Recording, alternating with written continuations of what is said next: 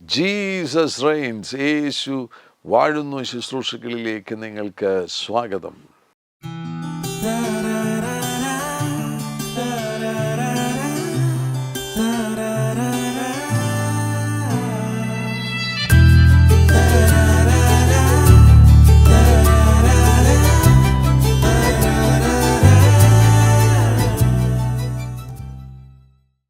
ദൈവത്തിൻ്റെ വചനം കാണാതെ പഠിക്കുക. Memorising the scriptures. ദൈവവചനം നമ്മുടെ ഹൃദയത്തിൽ സംഗ്രഹിക്കണം. ഭൂമിയിൽ ഇന്ന് അധികാരമുള്ളത് മനുഷ്യനാകുന്നു. മനുഷ്യന് ദൈവം ഈ ഭൂമി കൊടുത്തിരിക്കുകയാണ്. ഈ ഭൂമിയിൽ വാഴ്ച നടത്തുവാൻ വേണ്ടിയാണ് ദൈവം നമ്മെ ഓരോരുത്തരെയും ആക്കിയിരിക്കുന്നത്. ആത്മാക്കൾക്ക് യഥാർത്ഥത്തിൽ ഇവിടെ പ്രവർത്തിക്കാൻ കഴിയത്തില്ല. പരിശുദ്ധാത്മാവിനിവിടെ പ്രവർത്തിക്കണമെന്നുണ്ടെങ്കിൽ പരിശുദ്ധാത്മാവിന് ഉപയോഗിക്കുവാൻ വേണ്ടി ഒരു മനുഷ്യനെ ആവശ്യമാണ്. പിശാചുക്കളും അതുപോലെ തന്നെയാണ്. അവയ്ക്കിവിടെ പ്രവർത്തിക്കണമെന്നുണ്ടെങ്കിൽ അവയ്ക്ക് ഉപയോഗിക്കുവാൻ ഒരു മനുഷ്യനെ കിട്ടണം. ഈ ഭൂമി ദൈവരാജ്യത്തിൻ്റെ ഭാഗമാക്കുക എന്ന ദൈവത്തിൻ്റെ പദ്ധതിയുടെ നിവർത്തീകരണത്തിന് വേണ്ടിയാകുന്നു ദൈവസഭയെ ഇന്ന് ഈ ഭൂമിയിലാക്കിയിരിക്കുന്നത്. യേശു ക്രിസ്തുവിൽ വിശ്വസിക്കുന്ന നിങ്ങൾ ഓരോരുത്തരും ദൈവസഭയുടെ ഭാഗമാകുന്നു. ഈ ശബ്ദം കേൾക്കുന്ന ആരെങ്കിലും ഇതുവരെയും യേശുവിനെ രക്ഷകനെയും കർത്താവുമായി സ്വീകരിച്ചിട്ടില്ല എങ്കിൽ ഇപ്പോൾ തന്നെ നിങ്ങളുടെ ഹൃദയവാതിലുകൾ തുറക്കുക. യേശുവിനെ രക്ഷകനും കർത്താവുമായി സ്വീകരിക്കുക. അങ്ങനെ ദൈവത്തിൻ്റെ കാര്യങ്ങൾ നടപ്പിലാക്കുവാൻ വേണ്ടി ദൈവമാക്കിയിരിക്കുന്ന ദൈവത്തിൻ്റെ മക്കൾ ഈ ഭൂമിയിൽ അവരുടെ ദൗത്യങ്ങളിൽ അവർക്ക് വിജയം ലഭിക്കേണ്ടതിന് വേണ്ടി കർത്താവ് നൽകിയിരിക്കുന്ന ആയുധങ്ങളിൽ വളരെ പ്രധാനപ്പെട്ടൊരു ആയുധമാകുന്നു ദൈവത്തിൻ്റെ വചനം. ദൈവവചനം എന്ന് പറയുന്നത് ഇരുവായ്ത്തലയുള്ള വാളാകുന്നു. എബ്രായ ലേഖനത്തിലെ ആ വാക്യം പരിചിതമല്ലേ? 4-ാം അധ്യായം 12-ാമത്തെ വാക്യം, ദൈവത്തിൻ്റെ വചനം ജീവനും ചൈതന്യവുമുള്ളതായി ഇരുവായ്ത്തലയുള്ള ഏതു വാളിനേക്കാളും മൂർച്ചയേറിയതും പ്രാണനെയും ആത്മാവിനെയും സന്ധിമജ്ജകളെയും വേർപിടിവിക്കും വരെ തുളച്ചു ചെല്ലുന്നതും ഹൃദയത്തിലെ ചിന്തനങ്ങളെയും ഭാവങ്ങളെയും വിവേചിക്കുന്നതുമാകുന്നു. അവന് മറഞ്ഞു കിടക്കുന്ന ഒരു സൃഷ്ടിയുമില്ല. സകലവും ആർക്ക് മറഞ്ഞു കിടക്കുന്ന ഒരു സൃഷ്ടിയുമില്ല? ദൈവത്തിൻ്റെ വചനത്തിന്. ദൈവത്തിൻ്റെ വചനത്തിന് മറഞ്ഞു കിടക്കുന്ന ഒരു സൃഷ്ടിയുമില്ല. സകലവും അവൻ്റെ കണ്ണിന് നഗ്നവും മലർന്നതുമായി കിടക്കുന്നു. അവനുമായിട്ടാകുന്നു നമുക്ക് കാര്യമുള്ളത്. അത്ര ശക്തിയേറിയ ആയുധമാകുന്ന ദൈവത്തിൻ്റെ വചനം നമ്മുടെ ഹൃദയത്തിൽ മനഃപ്പാഠമാക്കുന്നതിലൂടെ ഈ ഭൂമിയിലെ ദൗത്യങ്ങളിൽ നമുക്ക് ഏറ്റവും വലിയൊരു ആയുധം ലഭിക്കുകയാണ്. ഏറ്റവും ശക്തമാകുന്ന ആയുധം നമുക്ക് ലഭിക്കുകയാണ്. ഏത് സന്ദർഭത്തിലും എഴുതപ്പെട്ടിരിക്കുന്ന ബൈബിളിലേക്ക്, പുസ്തകത്തിലേക്ക് നോക്കാതെ നമ്മുടെ ഹൃദയം തന്നെ ഒരു ബൈബിളായി നമ്മൾ സംഗ്രഹിച്ചു വെച്ചിരിക്കുന്ന ബൈബിളിൽ നിന്ന് വചനം പറയുവാൻ കഴിയുന്നൊരു നിലവാരത്തിൽ എത്തിച്ചേരണമെന്നാണ് കർത്താവ് നമ്മളെക്കുറിച്ച് ആഗ്രഹിക്കുന്നത്. അതിന് ബൈബിൾ വചനങ്ങൾ മനഃപ്പാഠമാക്കണം, കാണാതെ പഠിക്കണം. മെമ്മറൈസിങ് ദി സ്ക്രിപ്ചേഴ്സ് മെമ്മറൈസ് ചെയ്യണം. ഞാൻ ആ മേഖലയിൽ ഒരുപാടൊന്നും മുന്നേറ്റം ലഭിച്ചൊരു വ്യക്തിയല്ല. എങ്കിലും ചെറിയ ചെറിയ നിലകളിലൊക്കെ ആ മേഖലയിൽ മുന്നേറിക്കൊണ്ടിരിക്കുന്നു, ഒരു ശ്രമം നടത്തിക്കൊണ്ടിരിക്കുന്നു. ചിലർക്കൊക്കെ നല്ല ഓർമ്മശക്തിയാണ്. ഒരു പ്രാവശ്യം വായിച്ചാൽ മതി, അവർ വായിക്കുന്ന കാര്യങ്ങൾ അവർക്ക് നിസ്സാരമായിട്ട് മനഃപ്പാഠമാക്കുവാൻ കഴിയും. അങ്ങനെയുള്ള അനേകം ദൈവദാസന്മാരെ ഞാൻ കണ്ടുമുട്ടിയിട്ടുണ്ട്. അവരുടെ ഹൃദയം മുഴുവൻ ബൈബിളാണ്. അവർ വാ തുറന്നാൽ ബൈബിളേ പറയത്തുള്ളൂ. ബൈബിളിലെ വചനങ്ങൾ കൊണ്ട് ഏത് ഭാഗവും അവർക്ക് പെട്ടെന്ന് തന്നെ ഓർമ്മയിലേക്ക് കൊണ്ടുവന്ന് മനഃപ്പാഠമാക്കിയ ആ വാക്യങ്ങൾ അവർക്ക് ഏറ്റുപറയുവാൻ കഴിയും. എന്നാൽ എല്ലാവരും അതേപോലെയല്ല. ചിലരുടെ ഓർമ്മശക്തി ചിലപ്പോൾ വളരെ മൂർച്ചയേറിയതാകണമെന്നില്ല. എങ്കിലും അങ്ങനെയുള്ളവർക്കും പരിശീലനം കൊണ്ട് അനേകം പ്രധാനപ്പെട്ട വാക്യങ്ങൾ നിങ്ങൾക്ക് മനഃപ്പാഠമാക്കുവാൻ കഴിയും. അത് ശത്രുവിനെതിരെയുള്ളൊരു പ്രധാനപ്പെട്ട ആയുധമാകുന്നു. Defending വെപ്പൺസുമുണ്ട്, offending വെപ്പൺസുമുണ്ട്. അവനെ ആക്രമിക്കുവാനുള്ള ആയുധങ്ങളിൽ വളരെ പ്രധാനപ്പെട്ട ആയുധമാണ് ദൈവത്തിൻ്റെ വചനമെന്ന് പറയുന്നത്. എഫേസ്യ ലേഖനം 6-ാമത്തെ അധ്യായം 10 മുതലുള്ള വാക്യങ്ങളിൽ, ഒടുവിൽ കർത്താവിലും അവൻ്റെ അമിതബലത്തിലും ശക്തിപ്പെടുകയും പിശാചിൻ്റെ തന്ത്രങ്ങളോട് എതിർത്ത് നിൽപ്പാൻ കഴിയേണ്ടതിന് ദൈവത്തിൻ്റെ സർവായുധവർഗം ധരിച്ചുകൊള്ളുകയും. നമുക്ക് പോരാട്ടമുള്ളത് ജഡരക്തങ്ങളോടല്ല, വാഴ്ചകളോടും അധികാരങ്ങളോടും ഈ അന്ധകാരത്തിൻ്റെ ലോകാധിപതികളോടും സ്വർലോകങ്ങളിലെ ദുഷ്ടാത്മസേനകളോടും അത്രയും. അതുകൊണ്ട് ദുർദിവസത്തിൽ എതിർത്തു നിൽപ്പാനും സകലവും സമാപിച്ചിട്ട് ഉറച്ചു നിൽപ്പാനും കഴിയേണ്ടതിന് ദൈവത്തിൻ്റെ സർവായുധവർഗം എടുത്തുകൊള്ളുകയും. നിങ്ങളുടെ അരയ്ക്ക് സത്യം കിട്ടി, നീതി എന്ന കവചം ധരിച്ചു, സമാധാന സുവിശേഷത്തിനുള്ള ഒരുക്കം കാലിന് ചെരുപ്പാക്കി, എല്ലാറ്റിനും മീതെ ദുഷ്ടൻ്റെ തീയമ്പുകളെ കെടുക്കുവാൻ തക്കവണ്ണം വിശ്വാസമെന്ന പരിചയം എടുത്തുകൊണ്ട് നിൽപ്പീൻ. രക്ഷയെന്ന ശിരസ്ത്രവും ദൈവ വചനമെന്ന ആത്മാവിൻ്റെ വാളും കൈക്കൊള്ളുവീൻ. നോക്കുക, അവിടെ ആക്രമിക്കുവാൻ വേണ്ടിയുള്ളത് എന്തുമാത്രമാണ്? ദൈവവചനമെന്ന ആത്മാവിൻ്റെ വാൾ. ദൈവവചനമെന്ന വാളാണ് ആക്രമണത്തിന് വേണ്ടിയുള്ളത്. ബാക്കി മുഴുവൻ നമ്മെ രക്ഷിക്കുവാൻ വേണ്ടി, നമ്മെ ഡിഫെൻഡ് ചെയ്യുവാൻ വേണ്ടി, നമ്മളെ സൂക്ഷിക്കുവാൻ വേണ്ടിയുള്ളതാണ്. സത്യം ബെൽറ്റ്, നീതി എന്ന കവചം, സമാധാന സുവിശേഷത്തിനുള്ള ഒരുക്കം, കാലിൽ ചെരുപ്പ്, വിശ്വാസം എന്ന പരിച. അപ്പോൾ ഇതെല്ലാം നമ്മളെ, രക്ഷ എന്ന ശിരസ്ത്രം, ഇതെല്ലാം നമുക്ക് രക്ഷ നൽകുന്നതാണ്, നമ്മെ സൂക്ഷിക്കുന്നതാണ്. ശത്രുവിനെ ആക്രമിക്കുവാൻ വേണ്ടിയുള്ളത് വചനമെന്ന വാളാകുന്നു. അതാണ് കർത്താവാകുന്ന യേശു ക്രിസ്തു മത്തായിയുടെ സുവിശേഷം 4-ാമത്തെ അധ്യായത്തിൽ പിശാച് തന്നെ പരീക്ഷിക്കുവാൻ വേണ്ടി കടന്നു വന്നു കഴിഞ്ഞപ്പോൾ കർത്താവ് പറയുന്നത്, മനുഷ്യൻ അപ്പം കൊണ്ട് മാത്രമല്ല, ദൈവത്തിൻ്റെ വായിൽ നിന്ന് പുറപ്പെടുന്ന ഏത് വചനം കൊണ്ടും ജീവിക്കുന്നു. ദൈവവചനം കൊണ്ടാണ് പിശാചിനെ യേശു പരാജയപ്പെടുത്തിയത്. അവിടെ മരുഭൂമിയിൽ പരീക്ഷകൻ വന്നു കഴിഞ്ഞപ്പോൾ യേശു പിശാചിനെ പരാജയപ്പെടുത്തിയത് ദൈവത്തിൻ്റെ വചനം കൊണ്ടാകുന്നു. അതേ സമീപനം തന്നെ സ്വീകരിക്കുവാൻ തയ്യാറാകുക. അതിനുവേണ്ടി ധാരാളം വചനം ഹൃദയത്തിൽ സംഗ്രഹിക്കുക. നിങ്ങളിതുവരെയും ദൈവവചനം മനഃപ്പാഠമാക്കുവാൻ തുടങ്ങിയിട്ടില്ല എന്നുണ്ടെങ്കിൽ ആരംഭ ഭാഗമായിട്ട് വളരെ കാതലായിട്ടുള്ള ചില വാക്യങ്ങൾ, അടിസ്ഥാനമായിട്ടുള്ള ചില വാക്യങ്ങൾ മനഃപ്പാഠമാക്കണം. ഉദാഹരണത്തിന് യോഹന്നാൻ്റെ സുവിശേഷം 3-ാമത്തെ അധ്യായം 16-ാമത്തെ വാക്യം. അത് ശ്രമിച്ചു കഴിഞ്ഞാൽ പെട്ടെന്ന് നമുക്ക് മനഃപ്പാഠമാക്കുവാൻ കഴിയുന്നൊരു വാക്യമാണ്. തൻ്റെ ഏകജാതനായ പുത്രനിൽ വിശ്വസിക്കുന്ന ഏവനും നശിച്ചു പോകാതെ നിത്യജീവൻ പ്രാപിക്കേണ്ടതിന് ദൈവം അവനെ നൽകുവാൻ തക്കവണ്ണം ലോകത്തെ സ്നേഹിച്ചു. For God so loved the world that he gave his only begotten Son, that whosoever believes in him should not perish but have everlasting life. അതങ്ങ് മനഃപ്പാഠമാക്കണം. അപ്പോസ്തലപ്രവൃത്തി 1-ാമത്തെ അധ്യായം 8-ാമത്തെ വാക്യം, പരിശുദ്ധാത്മാവ് നിങ്ങളുടെ മേൽ വരുമ്പോൾ നിങ്ങൾ ശക്തി ലഭിച്ചിട്ട് യെരുശലേമിലും യഹൂദിയിലെല്ലായിടത്തും ശമരിയിലും ലോകത്തിൻ്റെ അറ്റത്തോളം എൻ്റെ സാക്ഷികളാകുമെന്ന് പറഞ്ഞു. ഇങ്ങനെയുള്ള വാക്യങ്ങൾ, ഇതൊക്കെ വളരെ സുപരിചിതമാകുന്ന വാക്യങ്ങളാകുന്നുവല്ലോ, നമ്മൾ ആവർത്തിച്ച് കേട്ടുകൊണ്ടിരിക്കുന്ന വാക്യങ്ങളാകുന്നുവല്ലോ. ആ വാക്യങ്ങൾ ആരംഭത്തിൽ, നിങ്ങളൊരു തുടക്കക്കാരാകുന്നു എങ്കിൽ ആരംഭത്തിൽ ഇങ്ങനെയുള്ള വാക്യങ്ങൾ മനഃപ്പാഠമാക്കുവാൻ വേണ്ടി ശ്രമിക്കുക. അപ്പോസ്തലപ്രവൃത്തി 2:17, അന്ത്യകാലത്ത് ഞാൻ സകല ജഡത്തിൻ്റെ മേലും എൻ്റെ ആത്മാവിനെ അയക്കും. നിങ്ങളുടെ പുത്രന്മാരും പുത്രിമാരും പ്രവചിക്കും, നിങ്ങളുടെ യൗവനക്കാർ ദർശനങ്ങൾ ദർശിക്കും, നിങ്ങളുടെ വൃദ്ധന്മാർ സ്വപ്നങ്ങൾ കാണും. ആ നാളിൽ എൻ്റെ ദാസന്മാരുടെ മേലും എൻ്റെ ദാസിമാരുടെ മേലും ഞാൻ എൻ്റെ ആത്മാവിനെ അയക്കും, അവരും പ്രവചിക്കും. അതിൻ്റെ 21-ാമത്തെ വാക്യം, അപ്പോസ്തലപ്രവൃത്തി 2:21 വാക്യം, കർത്താവിൻ്റെ നാമം വിളിച്ചപേക്ഷിക്കുന്ന ഏവനും രക്ഷിക്കപ്പെടും. ഇതൊക്കെ വേഗത്തിൽ പഠിക്കുവാൻ കഴിയുന്ന വാക്യങ്ങളാണ്. യോഹന്നാൻ്റെ സുവിശേഷം 1-ാമത്തെ അധ്യായം 1 മുതലുള്ള വാക്യങ്ങൾ, ആദിയിൽ വചനമുണ്ടായിരുന്നു, വചനം ദൈവത്തോടുകൂടിയായിരുന്നു, വചനം ദൈവമായിരുന്നു, അവൻ ആദിയെങ്കിൽ ദൈവത്തോടുകൂടിയായിരുന്നു, സകലവും അവൻ മുഖാന്തരം ഉളവായതൊന്നും അവനെ കൂടാതെ അല്ല ഉളവായത്.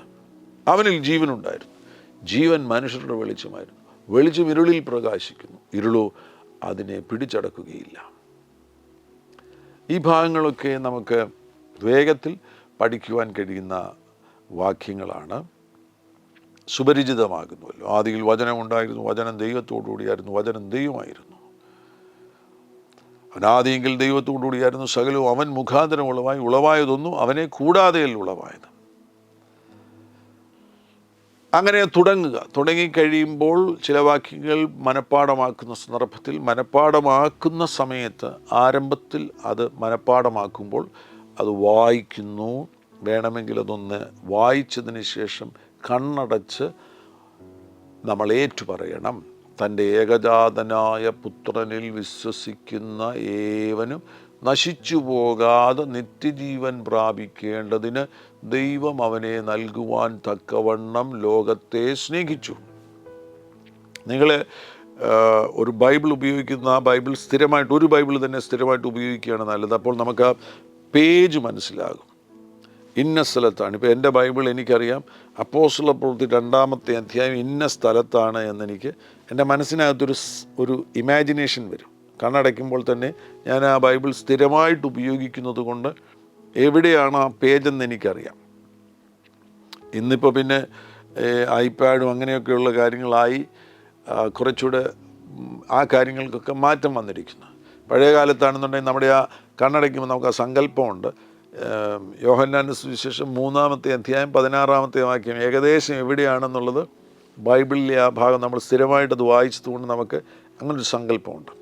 ആ ഒരു സങ്കല്പവും സഹായകരമാണ് ഈ ബൈബിൾ എടുക്കുവാൻ വേണ്ടിയും കണ്ടെത്തുവാനും വേണ്ടിയും. അതുമാത്രമല്ല, ഏറ്റുപറയുവാനും അത് സഹായകരമാണ്. ഇപ്പോൾ ആദ്യമായിട്ട് ഈ വാക്യം പഠിച്ച സന്ദർഭത്തിൽ നിങ്ങളത് ആവർത്തിച്ച് അന്നത്തെ ദിവസം തന്നെ പലവട്ടം ആവർത്തിച്ച് ഏറ്റുപറയണം. അടുത്ത ദിവസങ്ങളിലെല്ലാം പലവട്ടം അത് ഏറ്റുപറയുമ്പോഴാണ് അത് മനസ്സിലങ്ങ് പതിയുന്നത്. ചിലർ ചിന്തിക്കാറുണ്ട്, എനിക്ക് 50 വയസ്സ് കഴിഞ്ഞു, 60 വയസ്സ് കഴിഞ്ഞു, ഇനി എൻ്റെ ഓർമ്മ കുറയുകയാണല്ലോ. അതൊരു തെറ്റായ ധാരണയാണ്. നിങ്ങൾക്ക് പ്രായം കൂടുന്തോറും ഓർമ്മ കുറയും എന്നുള്ളത് തെറ്റായൊരു ധാരണയാണ്. പ്രായം കൂടുന്തോറും ഓർമ്മ കുറയുന്നതിൻ്റെ ഒരു പ്രധാനപ്പെട്ട കാരണമെന്ന് പറയുന്നത്, പ്രായം കൂടുന്തോറും നമ്മുടെ ബ്രെയിനെ അധികം ഉപയോഗിക്കാറില്ല. സ്കൂളിൽ പഠിച്ചുകൊണ്ടിരിക്കുന്ന സന്ദർഭത്തിൽ എല്ലാ ദിവസവും നമ്മൾ പഠിക്കുമ്പോൾ പല കാര്യങ്ങളും നമുക്ക് മനഃപ്പാഠമാക്കേണ്ടതായിട്ടുണ്ടായിരുന്നു. ബ്രെയിനെ നമ്മൾ ശക്തമായിട്ട് ഉപയോഗിക്കുമായിരുന്നു. അതിനുശേഷം പിന്നെ നമ്മൾ ഈ നിലയിൽ പഠിക്കുവാൻ വേണ്ടി ബ്രെയിനെ ഉപയോഗിക്കാതെ വരുന്നത് കൊണ്ടാണ് നിങ്ങൾക്ക് തോന്നുന്നത് നിങ്ങളുടെ ഓർമ്മശക്തി കുറയുന്നു എന്ന്. എന്നാൽ ഇന്നു മുതൽ മനഃപൂർവ്വമായിട്ട് പഠിക്കാനൊന്ന് ശ്രമിക്കുമ്പോൾ നിങ്ങൾക്ക് മനസ്സിലാകും, നിങ്ങളുടെ ബുദ്ധിശക്തി പ്രവർത്തിക്കുന്നു, ഓർമ്മ ലഭിക്കുന്നു, കാര്യങ്ങൾ ഓർക്കുവാൻ കഴിയുന്നു. ഒരു വാക്യം പഠിച്ചു, ആ വാക്യം പഠിച്ചതിന് ശേഷമായിട്ട് അത് ആ ദിവസം തന്നെ പലവട്ടം ആവർത്തിക്കുവാൻ വേണ്ടി ശ്രമിക്കണം. ഒരു നല്ലൊരു ശ്രമം നടത്തണം. അത് പിന്നെയും കിട്ടുന്നില്ലെന്നുണ്ടെങ്കിൽ വീണ്ടും പോയി നോക്കിയിട്ട് തൻ്റെ ഏകജാതനായ പുത്രനിൽ വിശ്വസിക്കുന്ന ഏവനും നശിച്ചു പോകാതെ നിത്യജീവൻ പ്രാപിക്കേണ്ടതിന് ദൈവം അവനെ നൽകുവാൻ തക്കവണ്ണം ലോകത്തെ സ്നേഹിച്ചു വായിക്കണം. വീണ്ടും കണ്ണടച്ചത് ഹൃദയസ്ഥമായോ എന്ന് പരിശോധിക്കണം. ഇത് ആവർത്തിച്ച് ചെയ്യുമ്പോൾ നമുക്ക് ആ വാക്യം നമ്മുടെ സംവിധാനത്തിൻ്റെ ഭാഗമാക്കുവാൻ കഴിയും. അങ്ങനെ ആ സംവിധാനത്തിൻ്റെ ഭാഗമാക്കുമ്പോൾ പിന്നെ നിങ്ങൾക്ക് ഉറക്കത്തിൽ നിങ്ങളോട് ചോദിച്ചു കഴിഞ്ഞാലും നിങ്ങൾക്ക് പെട്ടെന്ന് ചാടി എഴുന്നേറ്റ് ആ വചനം ഏറ്റുപറയുവാൻ കഴിയും. റോമാലേഖനം 3-ാമത്തെ അധ്യായം 23-ാമത്തെ വാക്യം, ഒരു വ്യത്യാസവുമില്ല, എല്ലാവരും പാപം ചെയ്ത് ദൈവ തേജസ് ഇല്ലാത്തവരായി തീർന്നു. അവൻ്റെ കൃപയാൽ ക്രിസ്തുയേശുവിങ്കിലെ വീണ്ടെടുപ്പ് മൂലം സൗജന്യമായത്രേ നീതീകരിക്കപ്പെടുന്നത്. ആ വാക്യം അതൊക്കെ ആരംഭ സമയങ്ങളിൽ പഠിക്കേണ്ട വാക്യങ്ങളാകുന്നു. ആ വാക്യങ്ങളെല്ലാം അങ്ങ് ഹൃദ്യസ്ഥമാക്കണം. ആവർത്തിച്ച് പഠിക്കുന്നതിലൂടെ നമുക്കത് ഹൃദ്യസ്ഥമാക്കുവാൻ കഴിയും. അങ്ങനെ വരുമ്പോൾ ഇതുവരെയും നിങ്ങൾ വാക്യങ്ങൾ മനഃപ്പാഠമാക്കിയിട്ടില്ല, ഒരു പുതിയ തുടക്കമാകുന്നുവെങ്കിൽ ഇതേപോലെ ഞാൻ പറഞ്ഞ ചില വാക്യങ്ങൾ നിങ്ങൾ തിരഞ്ഞെടുത്തതിന് ശേഷം ഒരു ദിവസം 2 വാക്യങ്ങൾ മനഃപ്പാഠമാക്കുവാൻ തയ്യാറാകുക. ഒരു ദിവസം 2 വാക്യങ്ങൾ മനഃപ്പാഠമാക്കുവാൻ തയ്യാറാകുക. അതങ്ങ് ഹൃദ്യസ്ഥമാക്കുക. ആ ദിവസം കൊണ്ട് തന്നെ ഹൃദ്യസ്ഥമാക്കിയതിന് ശേഷം വീണ്ടും അടുത്ത ദിവസം വീണ്ടും 2 വാക്യങ്ങൾ കൂടെ അതിൻ്റെ കൂടെ ചേർക്കുവാൻ ശ്രമിക്കുക. കുറച്ചുകൂടെ സ്ലോ പോകുന്നതാണ് നല്ലത്. ഒരു 2 ദിവസം കഴിഞ്ഞതിന് ശേഷം അടുത്ത 2 വാക്യം കൂടെ ചേർക്കുന്നതായിരിക്കും നല്ലത്. ഒരു ദിവസം ഇടവേള കൊടുത്ത്, അല്ലെങ്കിൽ ഓൾട്ടർനേറ്റ് ഡേയ്സിൽ ഈ 2 വാക്യങ്ങൾ പഠിക്കുന്നതായിരിക്കും. അത് വേണമെങ്കിൽ കുറച്ച് കഴിയുമ്പോൾ ഓരോ വാക്യങ്ങളാക്കാം. അങ്ങനെ അവരവരുടെ പ്രാപ്തി അനുസരിച്ച് കൂടുതൽ വാക്യങ്ങൾ പെട്ടെന്ന് മനഃപ്പാഠമാക്കുവാൻ കഴിയുന്നുവെങ്കിൽ അങ്ങനെ ശ്രമിക്കുക. ഇത് പല വാക്യങ്ങൾ പഠിച്ചതിന് ശേഷമായിട്ട് ആ വാക്യങ്ങൾ നിങ്ങൾ പ്രഭാതങ്ങളിൽ എഴുന്നേൽക്കണം. പ്രഭാതങ്ങളിൽ എഴുന്നേറ്റതിന് ശേഷം പ്രാർത്ഥിക്കുന്ന സമയത്ത് ദൈവത്തെ ആരാധിച്ച് പ്രാർത്ഥിച്ചതിന് ശേഷം ഈ പഠിച്ച വാക്യങ്ങൾ നിങ്ങൾ വാ തുറന്നു പറയുകയോ അല്ലെങ്കിൽ ഹൃദയത്തിൽ നിങ്ങൾ ആ വാക്യങ്ങൾ, മനഃപ്പാഠമാക്കിയ വാക്യങ്ങൾ ഏറ്റുപറയുകയോ ചെയ്യണം. കണ്ണടച്ചതിന് ശേഷം രാവിലെ പ്രാർത്ഥിക്കണം. പ്രാർത്ഥനാ സമയം എപ്പോഴാണ്? രാവിലെ പ്രാർത്ഥിക്കുന്ന സ്വഭാവമുള്ളവരുണ്ടെങ്കിൽ അവർക്കിത് വളരെ ഉപകാരമായിരിക്കും. ഞാനത് ചെയ്ത കാര്യമാണ്. ഞാൻ ഒത്തിരി വാക്യങ്ങളൊന്നും ഹൃദയസ്ഥമാക്കുവാൻ എനിക്ക് ഇതുവരെ കഴിഞ്ഞിട്ടില്ല. ഇടക്കാലത്തൊക്കെ ഒത്തിരി മടി പിടിച്ചു പോയി. ആരംഭ നാളുകളിൽ ഞാൻ കുറേ വാക്യങ്ങൾ മനഃപ്പാഠമാക്കിയതിന് ശേഷം പിന്നെ അത് ഒന്ന് സ്ലോ ഡൗൺ ആയി. ഇപ്പോൾ പിന്നെ ഞാൻ ആ മേഖലയിൽ ഒന്ന് ഊർജ്ജസ്വലമായിക്കൊണ്ടിരിക്കുന്ന അല്ലെങ്കിൽ സജീവമായിക്കൊണ്ടിരിക്കുന്ന സമയമാണ്. അതുകൊണ്ടാണ് എൻ്റെ ഹൃദയത്തിൽ ഇങ്ങനൊരു ബോധ്യമുണ്ടായത്. ഈ ദൈവവചനം മനഃപ്പാഠമാക്കുവാൻ വേണ്ടി മറ്റുള്ളവരെ ഉത്സാഹിപ്പിക്കണമെന്ന് എനിക്ക് ഹൃദയത്തിലൊരു ചിന്തയുണ്ടായി. അപ്പോൾ ആരംഭ നാളുകളിൽ ഞാൻ ഈ വാക്യങ്ങൾ കാണാതെ പഠിച്ചത് പ്രാർത്ഥിക്കാനിരിക്കുന്ന സന്ദർഭത്തിൽ തൻ്റെ ഏകജാതനായ പുത്രനിൽ വിശ്വസിക്കുന്ന ഏവനും നശിച്ചു പോകാതെ നിത്യജീവൻ പ്രാപിക്കേണ്ടതിന് ദൈവം അവനെ നൽകുവാൻ തക്കവണ്ണം ലോകത്തെ സ്നേഹിച്ചു. പ്രാർത്ഥിച്ച് ആരാധന കഴിഞ്ഞതിന് ശേഷം പിന്നെ ഇൻ്റർസെഷനിലേക്ക് പോകുന്നതിന് മുന്നമേ ഉള്ള സമയത്ത് കുറേ സമയമെടുത്ത്, ചിലപ്പോൾ അരമണിക്കൂറൊക്കെ എടുത്തിട്ട് അതുവരെ പഠിച്ച വാക്യങ്ങളെല്ലാം പ്രാർത്ഥിച്ചു കൊണ്ടിരിക്കുമ്പോൾ അത് ഏറ്റുപറയുന്നു.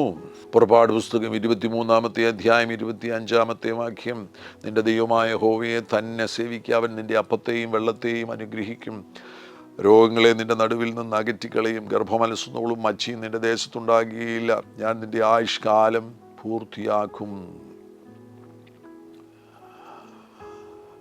സദൃശവാക്യങ്ങൾ 4-ാം അധ്യായം 20 മുതലുള്ള വാക്യങ്ങൾ, മകനെ എൻ്റെ വചനങ്ങൾക്ക് ശ്രദ്ധ, എൻ്റെ മൊഴികൾക്ക് നിൻ്റെ ചെവി ചായ്ക്കാവുന്ന, നിൻ്റെ ദൃഷ്ടിയിൽ നിന്ന് മാറിപ്പോകരുത്, നിൻ്റെ ഹൃദയത്തിൻ്റെ നടുവിൽ അവയെ സൂക്ഷിച്ചു വയ്ക്കുക, അവയെ കിട്ടുന്നവർക്ക് ജീവനും അവ ജീവനും അവരുടെ സർവ്വദേഹത്തിനും സൗഖ്യവുമാകുന്നു. My son, give attention to my words, incline your ear to my sayings, do not let them depart from your eyes, keep them in the midst of your heart, for they are life to those who find them and health to all their flesh. അപ്പോസ്തലപ്രവൃത്തി 2:17, അന്ത്യകാലത്ത് ഞാൻ സകല ജഡത്തിൻ്റെ മേലും എൻ്റെ ആത്മാവിനെ പകരും, നിങ്ങളുടെ പുത്രന്മാരും പുത്രിമാരും പ്രവചിക്കും, നിങ്ങളുടെ യൗവനക്കാർ ദർശനങ്ങൾ ദർശിക്കും, നിങ്ങളുടെ വൃദ്ധന്മാർ സ്വപ്നങ്ങൾ കാണും. ആ നാളിൽ എൻ്റെ ദാസന്മാരുടെ മേലും എൻ്റെ ദാസിമാരുടെ മേലും ഞാൻ എൻ്റെ ആത്മാവിനെ പകരും, അവരും പ്രവചിക്കും. റോമാലേഖനം 12-ാമത്തെ അധ്യായം 1-2 വാക്യങ്ങൾ, സഹോദരന്മാരെ, ഞാൻ ദൈവത്തിൻ്റെ മനസ്സിൽ ഓർപ്പിച്ച് നിങ്ങളെ പ്രബോധിപ്പിക്കുന്നത്, നിങ്ങൾ ബുദ്ധിയുള്ള ആരാധനയായി നിങ്ങളുടെ ശരീരങ്ങളെ ജീവനും വിശുദ്ധിയും ദൈവത്തിന് പ്രസാദമുള്ള യാഗമായി സമർപ്പിപ്പീൻ. ഈ ലോകത്തിന് അനുരൂപമാകാതെ നന്മയും പ്രസാദവും പൂർണ്ണതയുമുള്ള ദൈവഹിതം ഇന്നതെന്ന് തിരിച്ചറിയേണ്ടതിന് മനസ്സ് പുതുക്കി രൂപാന്തരപ്പെടുവീൻ. ഇങ്ങനെ ആ ദിവസങ്ങളിൽ മനഃപ്പാഠമാക്കിയ വാക്യങ്ങൾ മുഴുവൻ പ്രാർത്ഥിച്ചുകൊണ്ടിരിക്കുന്ന സന്ദർഭത്തിൽ വീണ്ടും അതിനെ ഓർമ്മയിലേക്ക് മടക്കിക്കൊണ്ടിരിക്കും. കണ്ണടച്ച് പ്രാർത്ഥിച്ചുകൊണ്ടിരിക്കുകയാണ്, ആ സമയത്ത് ഓർമ്മയിലേക്ക് ഇതിനെ മടക്കിക്കൊണ്ടുവന്നിട്ട് വാ തുറന്നോ അല്ലെങ്കിൽ ഹൃദയത്തിലോ ഈ വാക്യം ഏറ്റുപറയും.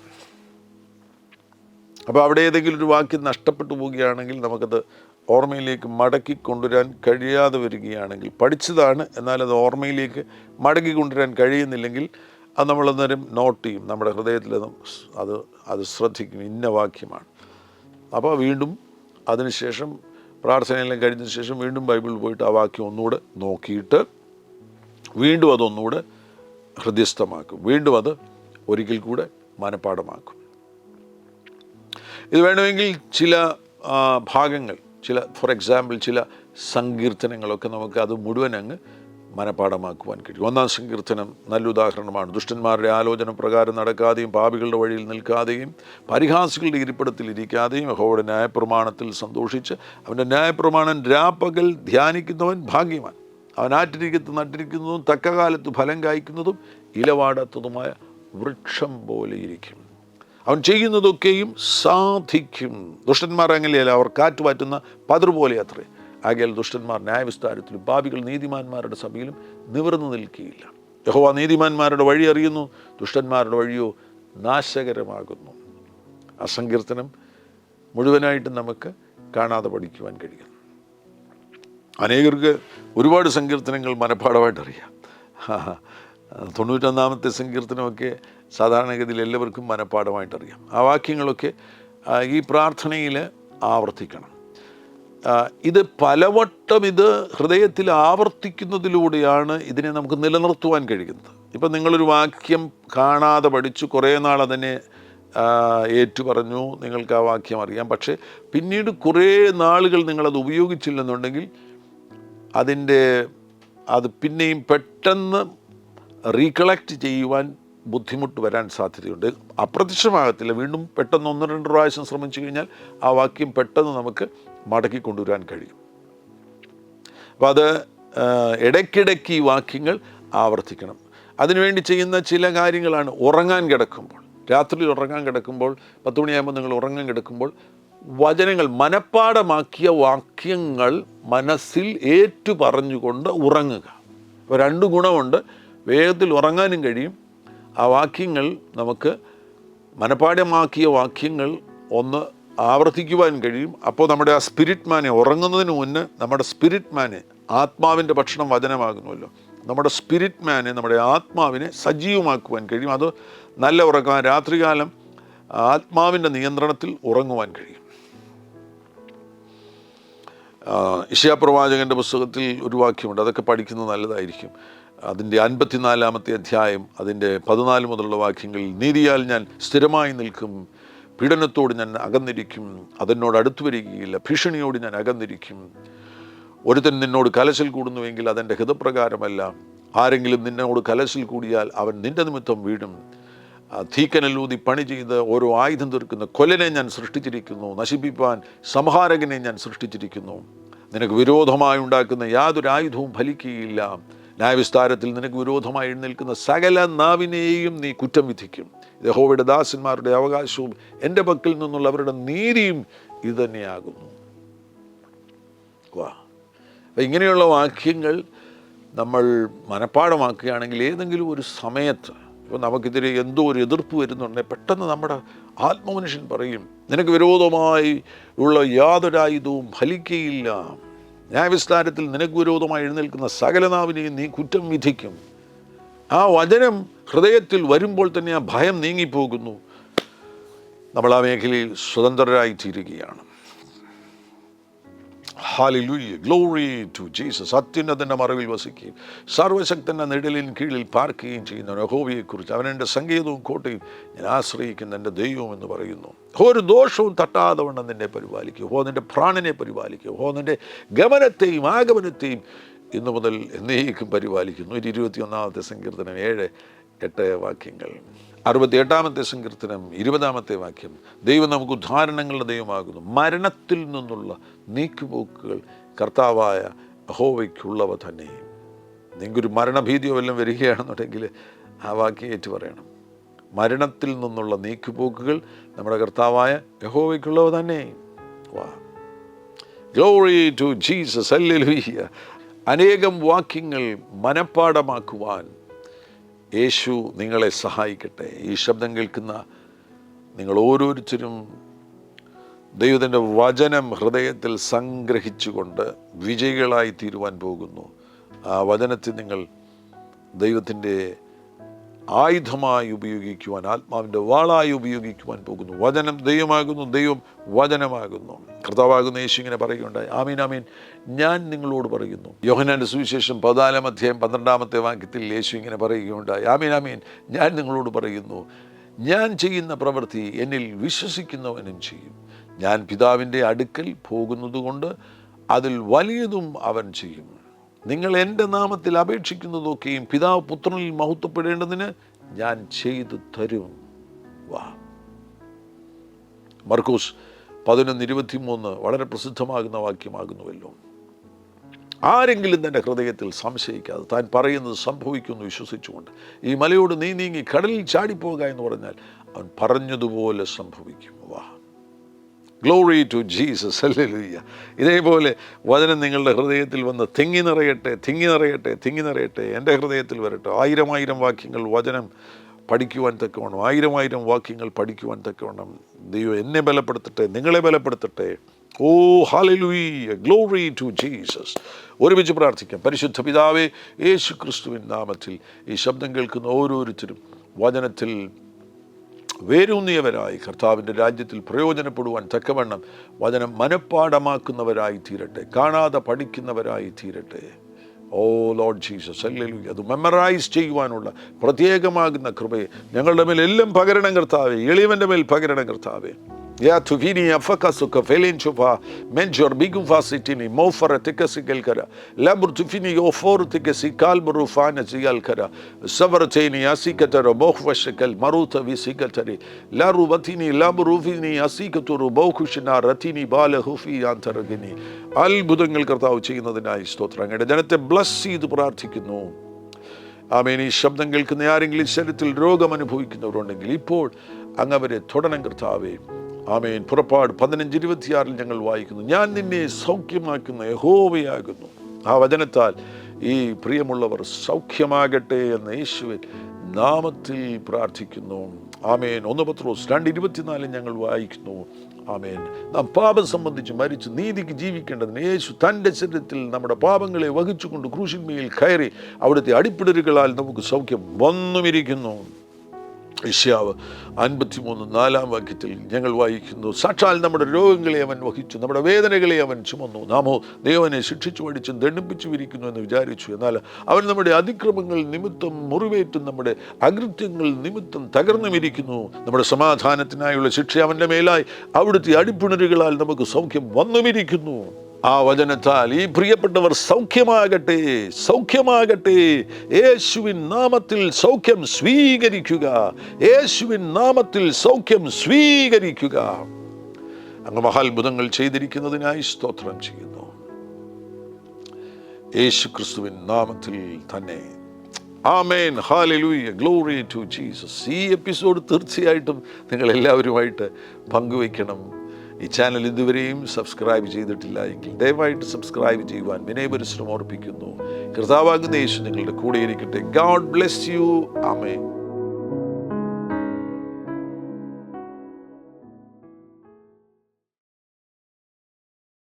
എല്ലാ പ്രഭാതത്തിലും 3 മിനിറ്റ് നീണ്ടു നിൽക്കുന്ന ഒരു ചെറിയ സന്ദേശം വാട്സപ്പിൽ അയക്കുന്നുണ്ട്. നിങ്ങൾക്കത് ലഭിക്കണമെന്ന ആഗ്രഹമുണ്ടെങ്കിൽ സ്ക്രീനിൽ കാണുന്ന നമ്പറിൽ ഒരു മെസ്സേജ് അയയ്ക്കുക. ഞങ്ങളുടെ ഓൺലൈൻ റേഡിയോ ആയ ജീസസ് റെയിൻസ് റേഡിയോയുടെ ആപ്പ് ഇതുവരെയും ഡൗൺലോഡ് ചെയ്തിട്ടില്ല എങ്കിൽ പ്ലേ സ്റ്റോറിലും ആപ്പ് സ്റ്റോറിലും ലഭ്യമാണ്. ജീസസ് റെയിൻസ് റേഡിയോ എന്ന് ടൈപ്പ് ചെയ്ത ശേഷം സെർച്ച് ചെയ്യുക. ആപ്പ് നിങ്ങൾ ഇപ്പോൾ തന്നെ ഡൗൺലോഡ് ചെയ്താലും. എല്ലാ പ്രഭാതത്തിലും 4 മണിക്ക് ടങ്സ് പ്രെയർ ഉണ്ടായിരിക്കുന്നതാണ്. നിങ്ങളുടെ ആത്മീയ വർധനവിനായി ദയവായി സൂമിൽ ജോയിൻ ചെയ്താലും. മീറ്റിംഗ് ID സ്ക്രീനിൽ നിങ്ങൾക്ക് ലഭ്യമാണ്. അതോടൊപ്പം തന്നെ എല്ലാ ബുധനാഴ്ചയും രാത്രി 10 മുതൽ 1 മണി വരെ നൈറ്റ് പ്രെയർ ഉണ്ടായിരിക്കുന്നതാണ്. നമുക്ക് ഒരുമിച്ച് രാജ്യങ്ങൾക്ക് വേണ്ടി പ്രാർത്ഥിക്കാം. ദയവായി സൂമിൽ ജോയിൻ ചെയ്താലും. ഈ യൂട്യൂബ് ചാനൽ നിങ്ങൾ ഇതുവരെയും സബ്സ്ക്രൈബ് ചെയ്തിട്ടില്ല എങ്കിൽ ഇപ്പോൾ തന്നെ സബ്സ്ക്രൈബ് ചെയ്യുക. ശേഷം ബെൽ ബട്ടൺ അമർത്താൻ മറക്കല്ലേ. ഈ സന്ദേശം മറ്റുള്ളവരിലേക്ക് അനുഗ്രഹമാകാൻ ഷെയർ ചെയ്താലും. കർത്താവ് നിങ്ങളെ ധാരാളമായി അനുഗ്രഹിക്കട്ടെ.